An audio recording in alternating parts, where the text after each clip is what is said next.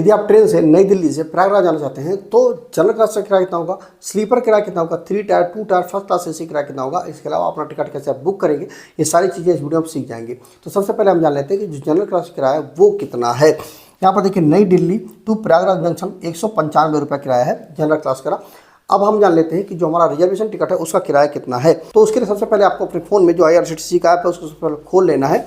यहाँ पर देखिए लॉगिन का ऑप्शन आ रहा है, लॉगिन पर क्लिक कर देंगे तो आपको अपना यूजर ID और पासवर्ड डाल करके लॉगिन कर लेना है।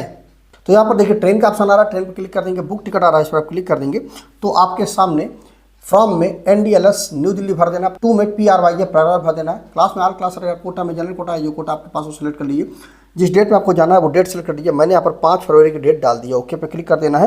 यहाँ पर देखिए सर्च ट्रेन आ रहा है, इस पर क्लिक करेंगे तो आपके सामने सारे ट्रेन की डिटेल आ जाएगी।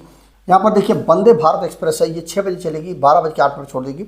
वंदे भारत एक्सप्रेस दूसरी है वो 15 बजे चलेगी, 21:10 11 मिनट पर आपको छोड़ देगी।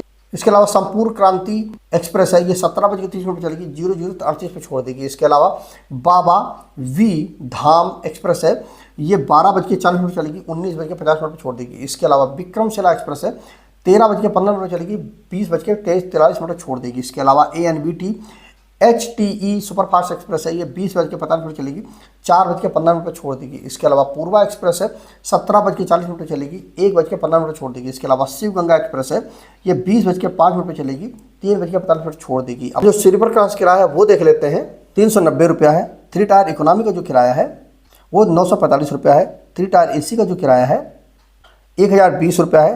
2 टायर AC का जो किराया है 1430 रुपया है।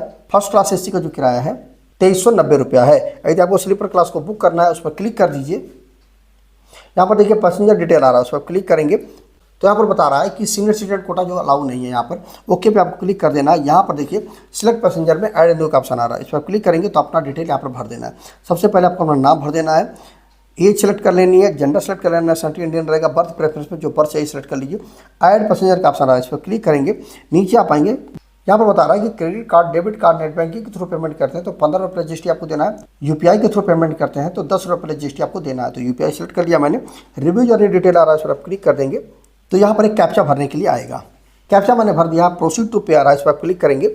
यहाँ पर बता रहा है कि जो टिकट आपने बुक किया है आप कैंसिल करते हैं 3 to 5 वर्किंग डे में आपका पैसा वापस आ जाएगा।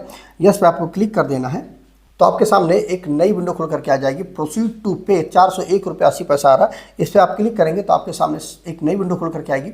यहाँ पर अपना UPI ID डाल करके पिन आप क्लिक करते हैं तो आपके सामने UPI पिन डालने का ऑप्शन आएगा। जैसे आप UPI पिन डालते हैं आपका टिकट जो बुक हो जाएगा। तो इस प्रकार से अपना टिकट बुक कर सकते हैं। तो मिलते हैं किसी और जगह ट्रेन की डिटेल लेकर के, तो अपना ख्याल रखें। जय हिंद।